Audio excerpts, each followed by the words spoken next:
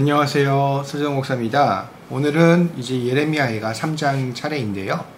예레미야애가 3장은 매우 긴 성경이기도 합니다. 본문이 1절부터 66절까지 특별히 알파벳을 이제 세 차례씩 반복하면서 구성된 애가이기에 이 예레미야애가 3장은 세 번에 걸쳐서 이제 세 단락으로 나누어서 살펴보려고 합니다.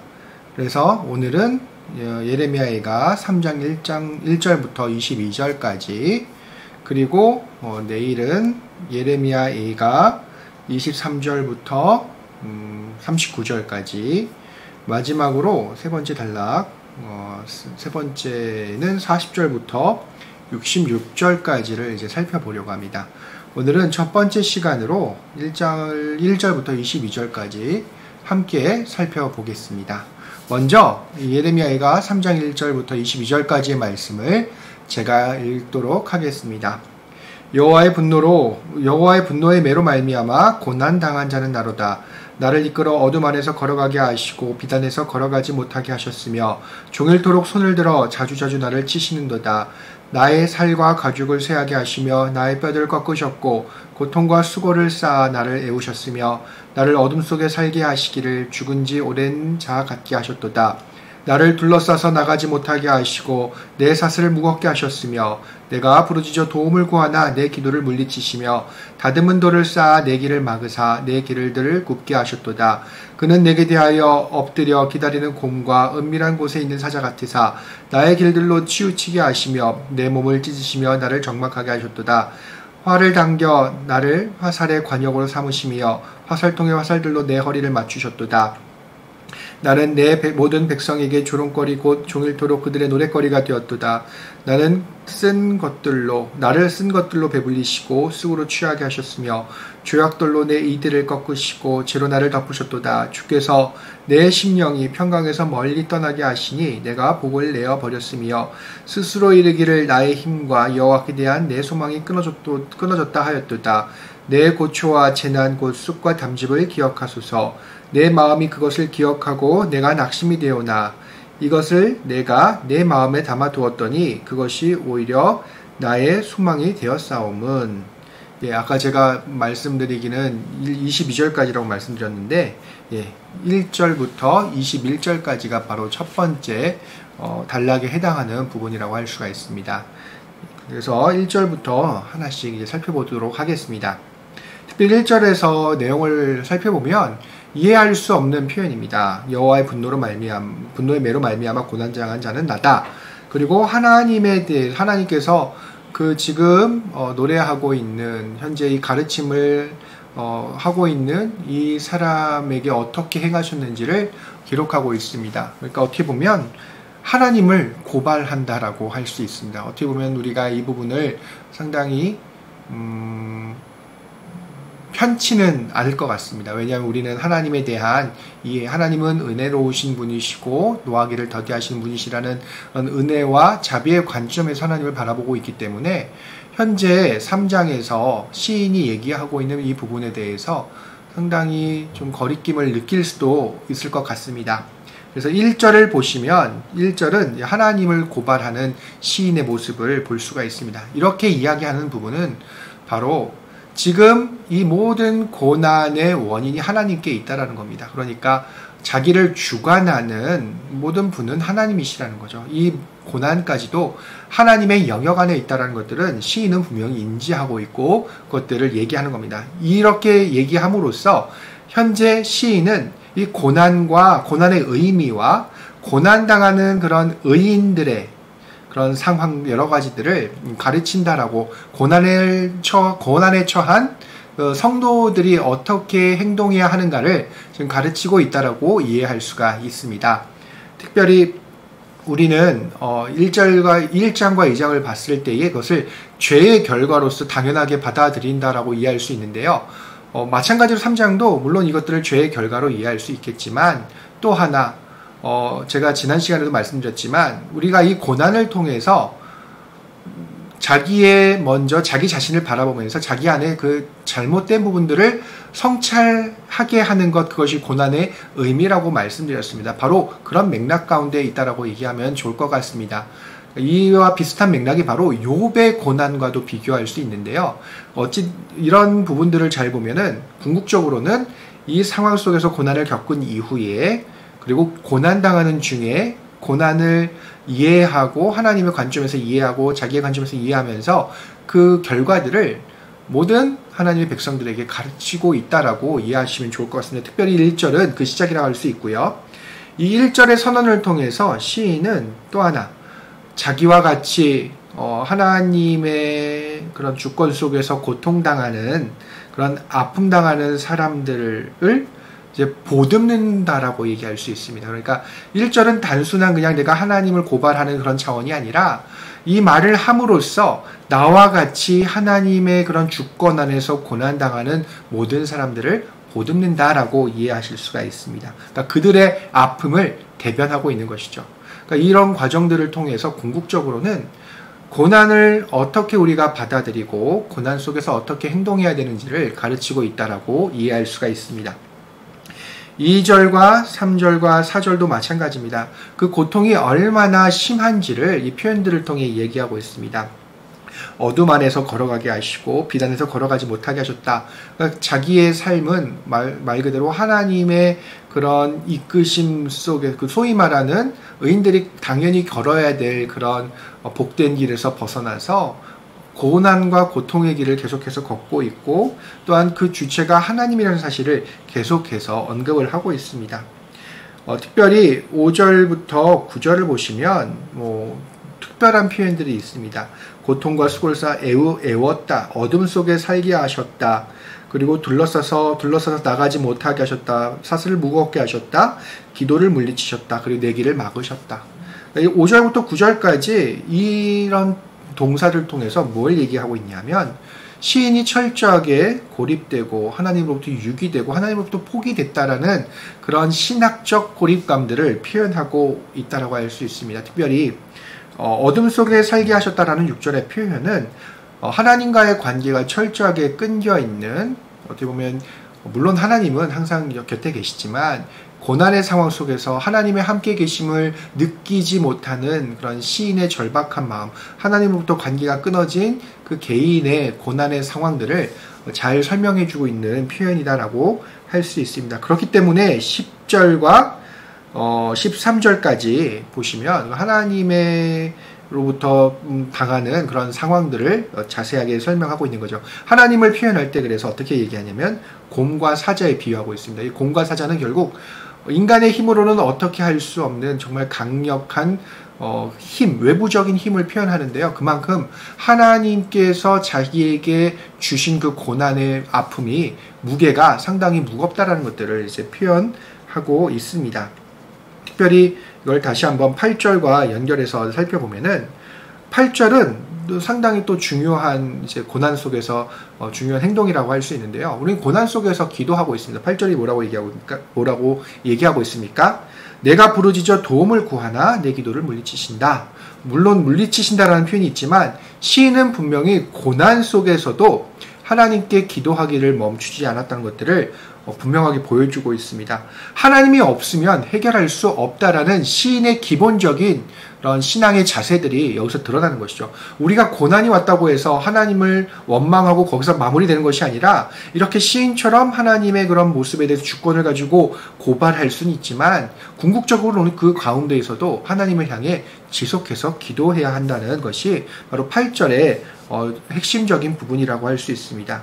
특히 기도를 통해서 고난이 극복이 되고 하나님의 침묵을 넘어설 수 있다라는 것들을 확인을 여기서 할 수 있는데요. 물론 하나님께서는 기도를 물리치셨다라고 표현하는 것들은 분명히 하나님께서도 그 기도를 듣고 계신다는 관점에서 이해할 수가 있습니다.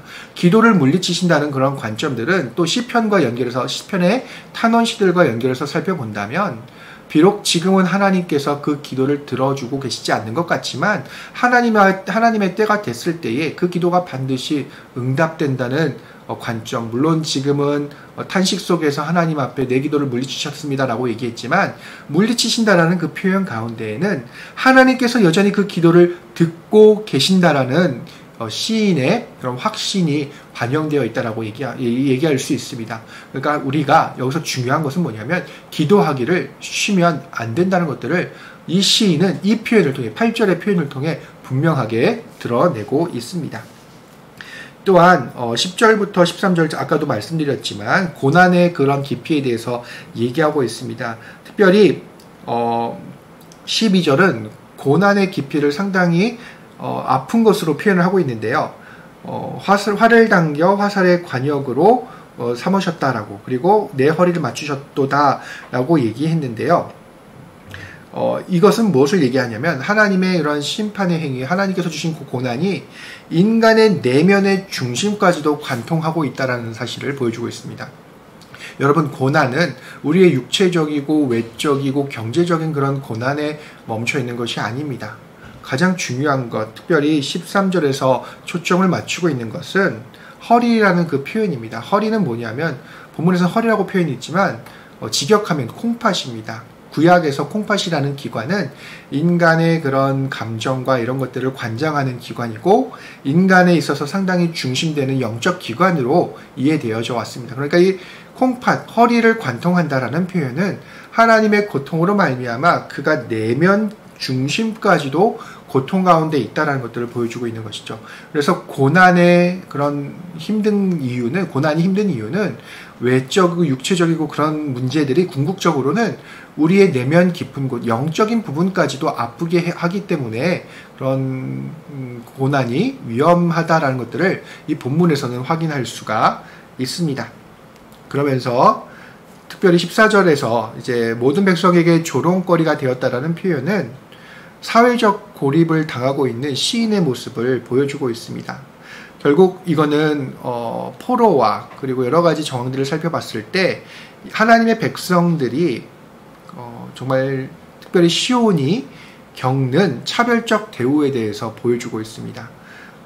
그리고 17절을 함께 살펴보도록 하겠습니다. 주께서 내 심령이 평강에서 멀리 떠나게 하시니 내가 복을 내버렸다라고 표현하고 있습니다.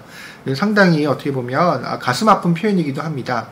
하나님께서 어렵게 만든 그 상황 때문에 복을 내어버렸다라는 이 표현은 평안과 행복을 갖는 것을 포기하는, 그걸 포기할 수밖에 없었던 시인의 상황에 대한 서술입니다. 그러니까 이것은 무엇을 얘기하냐면 죽음 앞에서 그리고 고통 앞에서 고난 앞에서 무력할 수밖에 없는 인간의 그런 유한성, 또한 하나님께서 화자에게 행하신 것 때문에 죽게 된 그런 화자가 본디 하나님께 소망했던 것이 무엇인지를 분명하게 보여주고 있습니다. 역설적이지만 어떻게 보면 17절에서 이렇게 기대하고 했던 것은 뭐냐면 복이었습니다. 하나님께 받는 복이었는데 고난 때문에, 현재의 상황 때문에 이 모든 것들을 포기할 수밖에 없었다라고 얘기합니다. 그러면서 뭐라고 얘기합니까? 스스로 이르기를 나의 힘과 여호와께 대한 내 소망이 끊어졌다. 이거는 이제 어떻게 보면 고난의 궁극적인 종착점으로 이해할 수가 있습니다. 그러니까 결국에는 하나님께 대한 소망까지도 끊어질 것이 이제 고난이 궁극적으로 고난 때문에 우리가 궁극적으로 도달하게 될 그 자리인데, 물론 이 시편이 여기서 끝났다면 이게 어떻게 보면 상당히 심각한 그런 문제로 끝났겠지만, 현재 이 시인도 학자들은 두 가지 상황에 대해서 암시하고 있다라고 얘기합니다. 첫 번째는 이 시인이 고난을 당하고 있다는 것, 또는 정말 극심한 고난을 겪고 나서 그 고난을 겪고 본 사람으로서 그 백성들에게 가르치고 있다. 두 가지의 상황들을 다 이제 배제할 수 없다라고 얘기합니다. 그러면서 그것이 19절과 20절과 21절로 연결되는데, 이 19절에서 21절은 상당히 중요한 포인트라고 할 수 있습니다. 왜냐하면 이것은 21절부터 시작되는 하나님께 대한 소망, 어떻게 보면 18절에서 소망이 끊어졌다라고 얘기하지만 그럼에도 불구하고 소망을 끊지 않고 하나님을 향해 간절하게 외쳤던 그 시인의 모습, 신학적 자세, 그것들을 연결하고 있는 중요한 연결고리가 되기 때문에 그렇습니다. 19절부터 21절을 제가 한번 읽어보도록 하겠습니다. 내 고초와 재난 곧 쑥과 담즙을 기억하소서. 내 마음이 그것을 기억하고 내가 낙심이 되오나 이것을 내가 내 마음에 담아두었더니 그것이 오히려 나의 소망이 되었사옴은. 특별히 담즙을 기억하다 해달라는 표현은 그 기억이라는 히브리어는 상당히 중요한 신학적인 의미가 있습니다. 뭐냐면 하나님께 대해서 기억해달라는 요청은 결국 하나님으로부터 소망, 구원을 바라는 그 소망이 담겨 있다라고 할 수 있습니다. 그러니까 하나님께 구원해 주시기를 바라는, 현재 상황 속에서 자기를 건져내 주시기 바라는 그 시인의 소망이 이 기억이라는 단어 가운데 들어 있다라고 할 수가 있습니다. 물론 이제 시인은 20절에서 표현하기는 내가 그것을 기억하고 낙심이 됐다라고 표현합니다. 상당히 중요합니다. 왜냐하면 고통을 어떻게 이해하고 있는지를 보여주고 있기 때문에 그런데요. 제가 어떤 신학자의 그 글을 특별히 20절에 대한 고통의 이해의 관점에 대해서 한번 이제 인용을 하도록 하겠습니다. 제가 읽어보겠습니다. 고통은 고통받는 이를 자신에게로 되돌아가게 하고 세상을 날카로운 윤곽으로 그려내되 상실되고 다시 따라잡을 수 없는 곳으로 드러낸다.